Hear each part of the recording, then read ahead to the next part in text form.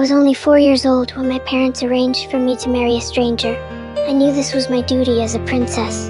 I didn't even get to say goodbye to my sick brothers before I was placed in a carriage, heading for a strange land called France. I stayed calm the whole journey until I saw the crows. I was afraid I would bring bad luck to my new home. At the border I met the French princess, who was to marry my crown prince brother. We were the same, just pawns exchanged between kingdoms. She looked so unhappy. Even when I smiled at her, she ignored me. Finally, I reached Versailles, but I was so small, someone had to lift me out of the carriage. I saw my husband Louis for the first time, yet the look he gave me was full of displeasure. He put me in the room where his mother had died. He told me that because of me, his wet nurse was no longer his alone. But somehow, that made him seem less distant to me. After the crowd of ministers left, I met Louis's grandmother.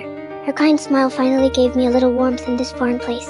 Later, Louis gave me a beautiful doll, but when I tried to hug him, he pushed me away. I loved his gift very much. Whether I'm sleeping or out having fun, I always carry it with me. He took me boating once. I told him right then that I loved him. He replied that I was just a child. If he spent too much time with me, everyone would see him as a child too. That is when I decided to grow up as fast as I could, into someone he could love. Slowly, Louis seemed to dislike me less. I could tell he missed his parents in heaven and threw myself into his arms. When his ministers urged him to annul our marriage because I couldn't yet bear children, he firmly refused. He was starting to care for me, but fate didn't give me time to grow up. I caught the dreaded smallpox and grew deathly ill. I heard Louis was taken away from the palace, but he was worried for me the whole time. When I miraculously survived, he sighed with relief, and once again refused his ministers' pleas to set me aside. I thought we could finally wait for the day I'd grow up. Then a sad message from far away changed everything. My crown prince brother died of smallpox. And so it was over.